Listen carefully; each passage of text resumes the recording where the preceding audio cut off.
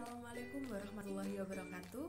Saya perwakilan kelompok 7 Manajemen Keuangan Internasional kelas MKS 4A. Di sini, kelompok kami akan menjelaskan mengenai mengukur ekspesur.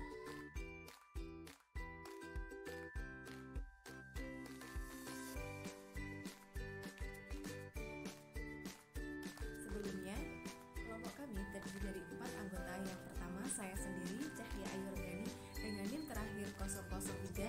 Yang kedua ada Nisrina Julia Fatin dengan NIM terakhir 016.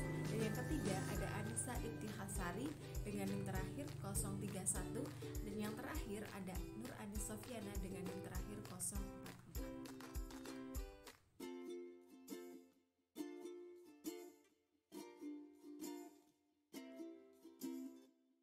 Dalam mengukur ekspesur, kita akan terbagi menjadi 3 subbab. Yang pertama, ada ekspesur transaksi. Yang kedua, ekspesur ekonomi. Dan yang ketiga, ekspesur translasi.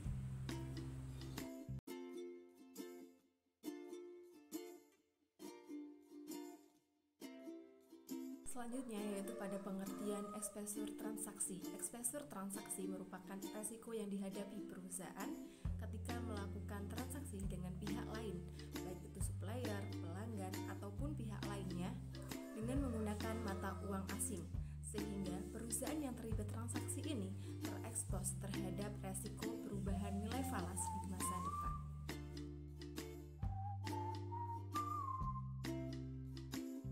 Selanjutnya, B. Ekspesur transaksi timbul dari beberapa hal. Yang pertama, yaitu pembelian atau penjualan barang secara kredit yang harganya didenominasi dalam valuta asing. Yang kedua, peminjaman atau pemberian pinjaman dana yang pembayarannya didenominasi dalam valuta asing. Yang ketiga, menjadi salah satu pihak dalam kontak forward. Dan yang keempat, memperoleh aktiva atau kewajiban yang didenominasi dalam valuta asing.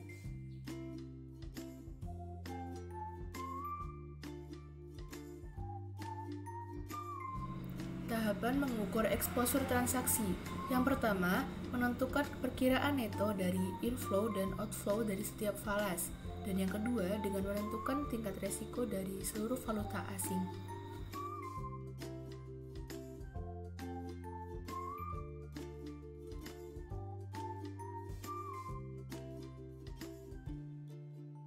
Contoh eksposur transaksi.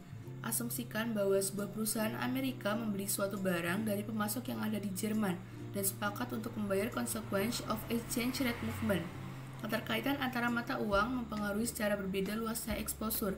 Apabila perusahaan Amerika memiliki eksposur pada banyak mata uang yang berbeda dan bila memiliki perubahan nilai tukar antara dolar dan mata uang tersebut adalah 100.000 Deutschmark, lalu di masa datang atau utang, eksposur penyebab dapat diimbangi oleh penjualan ke pembelian Jerman sebesar 100.000 Deutschmark pada tanggal yang sama, atau piutang. Jika hanya dalam dua transaksi tersebut eksposur transaksi bersih, maka dalam Deutschmark akan menjadi 0.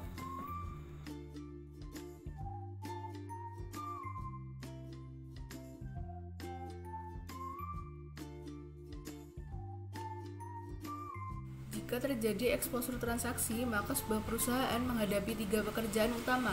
Yang pertama, yaitu perusahaan harus mengidentifikasi tingkat eksposur transaksinya. Yang kedua, perusahaan harus menentukan apakah akan melakukan lindung nilai eksposur tersebut. Yang ketiga, jika perusahaan memutuskan untuk melakukan lindung nilai sebagian atau seluruh eksposurnya, maka perusahaan harus memilih berbagai teknik lindung nilai yang telah tersedia.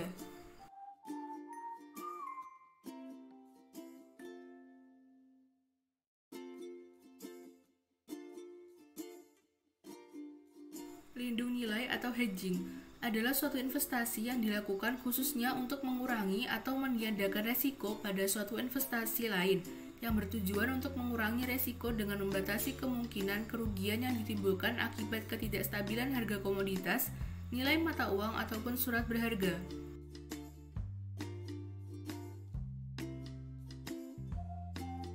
Macam-macam teknik lindung nilai. Yang pertama ada lindung nilai future mata uang. Adalah kontrak jual beli mata uang yang mewajibkan penjual dan pembeli mata uang yang terkait untuk melakukan transaksi jual beli pada tanggal tertentu dan harga tertentu di masa depan. Yang kedua, ada lindung nilai forward. Lindung nilai kontrak forward serupa dengan lindung nilai kontrak future, dengan perbedaan bahwa kontrak forward umumnya digunakan untuk transaksi yang besar, sementara kontrak future digunakan untuk jumlah yang sama ataupun jumlah yang lebih kecil. Yang ketiga, ada lindung nilai pasar uang. Lindung nilai memakai instrumen pasar uang melibatkan pengambilan suatu posisi dalam pasar uang untuk melindungi posisi hutang atau piutang di masa depan. Yang keempat, ada lindung nilai opsi mata uang ataupun valuta. Kontrak forward dan instrumen pasar uang kadang-kadang dapat merugikan jika valuta atau mata uang dari hutang mengalami depresiasi atau valuta dari piutang mengalami apresiasi sepanjang periode hedging. Maka dari itu, sebuah perusahaan harus menilai apakah keunggulan dari hedging ini memakai opsi valuta melebihi premium atau harga yang dibayarkan untuk opsi tersebut.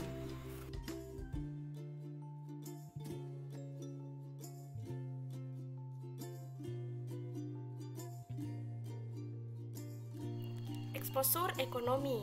Eksposur ekonomi adalah yang paling menjadi perhatian manajemen dibandingkan dua eksposur lainnya.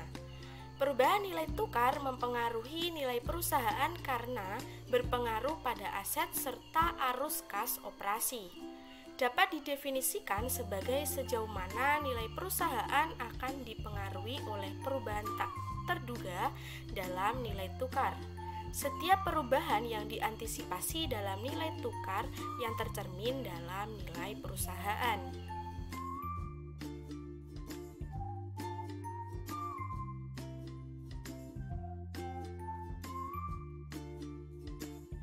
Materi selanjutnya yaitu faktor penentu eksposur ekonomi. Tingkat eksposur ekonomi berkorelasi positif dengan fluktuasi mata uang. Semakin tinggi volatilitas valuta asing, semakin tinggi ketidakpastian dan eksposur ekonomi. Begitu juga sebaliknya, eksposur ekonomi menurun ketika volatilitas valuta asing rendah. Dengan demikian, dibandingkan dengan perusahaan domestik, perusahaan multinasional memiliki eksposur ekonomi lebih besar karena sebagian besar transaksi mereka melibatkan sejumlah mata uang asing. Begitu juga perusahaan berorientasi ekspor juga memiliki eksposur yang lebih tinggi daripada perusahaan yang berorientasi pada pasar lokal. Tidak seperti eksposur transaksi dan eksposur translasi atau dua jenis eksposur mata uang lainnya, eksposur ekonomi sulit untuk diukur secara tepat. Oleh karena itu, upaya lindung nilai terhadap resikonya juga lebih menantang.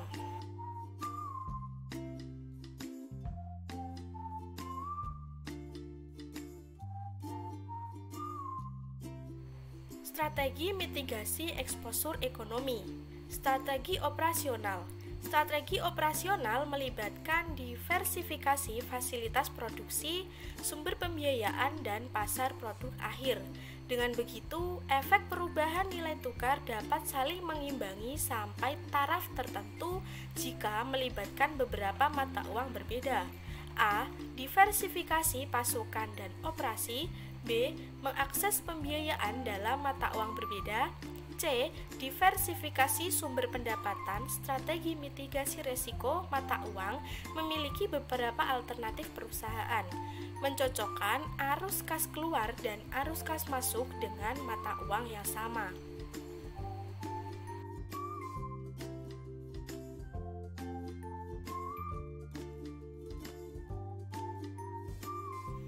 Materi selanjutnya yaitu eksposur translasi. Yang pertama yaitu pengertian eksposur translasi.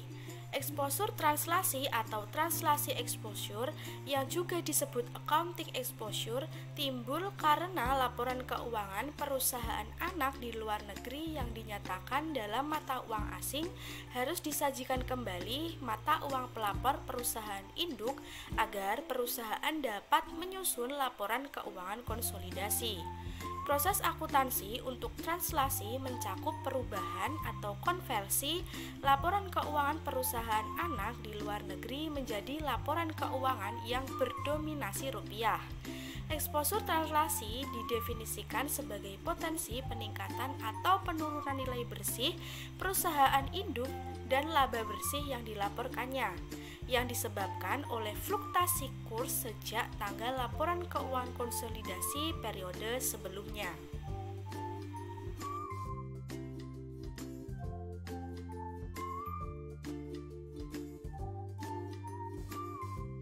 B. Beberapa alasan untuk melakukan translasi mata uang. Yang pertama, perusahaan dengan operasi luar negeri yang signifikan menyusun laporan keuangan konsolidasi yang memungkinkan pembaca laporan untuk mendapat pemahaman yang holistik atas operasi perusahaan baik domestik maupun luar negeri. Yang kedua, laporan keuangan dapat dibaca oleh masyarakat luas dengan mudah sehingga dapat menarik minat investor untuk berinvestasi. Yang ketiga, mencatat transaksi mata uang. Yang keempat, translasi mata uang asing dilakukan untuk mempersiapkan laporan keuangan yang memberikan laporan pada pembaca informasi mengenai operasional perusahaan secara global saat diperhitungkan.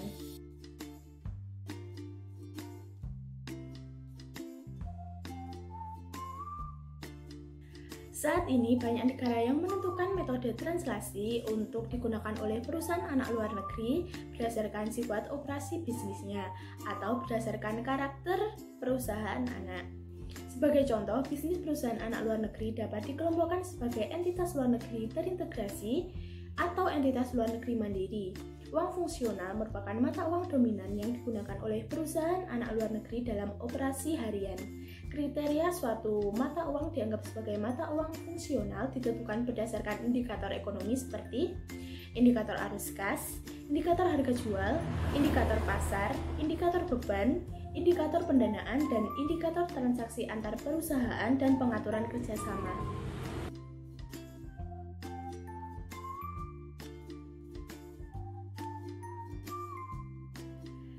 C. Faktor yang mempengaruhi besar kecilnya eksposur translasi. Yang pertama, seberapa jauh peranan cabang-cabang perusahaan di luar negeri, semakin besar persentase bisnis perusahaan yang dilakukan oleh cabang luar negeri, semakin besar persentase pos-pos laporan keuangan yang mudah terpengaruh eksposur akuntansi. Yang kedua, lokasi cabang-cabang perusahaan di luar negeri. Yang ketiga, standar akuntansi yang dipergunakan. Di setiap negara umumnya mempunyai standar akuntansi yang sudah baku yang amat bervariasi antar negara.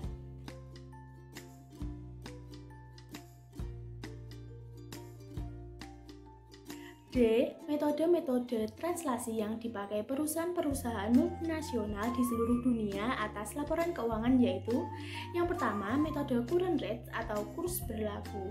Yang kedua, metode temporal. Yang ketiga, metode current atau non-current. Yang keempat, metode monetary atau non-monetary.